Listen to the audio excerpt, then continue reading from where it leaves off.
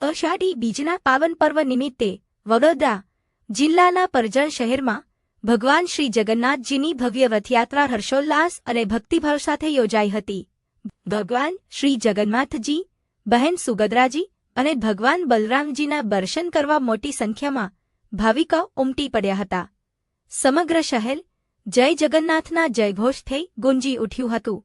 વડોદરા જિલ્લાના કરજણના જૂના બજાર સ્થિત અંબાજી મંદિરેથી ભગવાન શ્રી જગન્નાથજી, બહેન સુભદ્રાજી અને ભગવાન બલરામજીને સુશોભિત રથમાં બિરાજમાન કરી ભવ્ય રથયાત્રાનો પ્રારંભ કરવામાં આવ્યો હતો।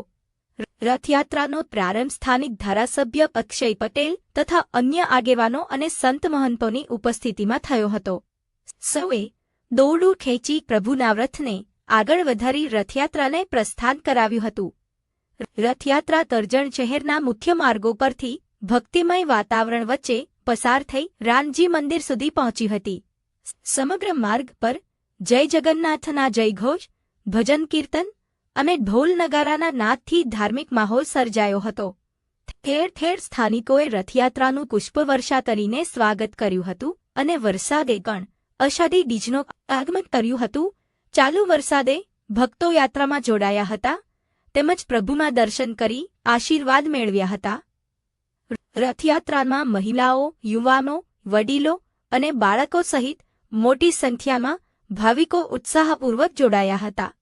સમગ્ર કાર્યક્રમ દરમિયાન પોલીસ અને સ્થાનિક તંત્ર દ્વારા જરૂરી સુરક્ષા તથા ટ્રાફિકની વ્યવસ્થા કરવામાં આવી હતી।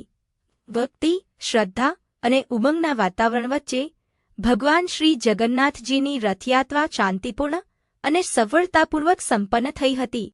અષાઢી બીજ એટલે ભગવાન જગન્નાથ, સુભદ્રા અને બલરામની પોતે નગરચર્યા કરવા નીકળે એવો પાવન અવસર। મિત્રો, રથયાત્રાનું મહત્વ ભગવાન જાતે પોતાના નગરજનોને, પોતાના ભાવિ ભક્તોને આશીર્વાદ આપવા નીકળતા હોય છે। ત્યારે આજે કરજણની અંદર પણ રથયાત્રાનો પ્રારંભ થઈ અને જૂના બજાર અને નવા બજારના વિસ્તારમાં થઈ અને ભગવાન સૌ નગરજનોને આશીર્વાદ આપવા નીકળ્યા છે। ત્યારે હું ભગવાનના ચરણોમાં વંદન કરું છું અને એમને પ્રાર્થના કરું છું કે આ કરજણ નગરનો વિકાસ અને કરજણ નગરની સુખાકારી એ હંમેશા બનાવેલી રાખે।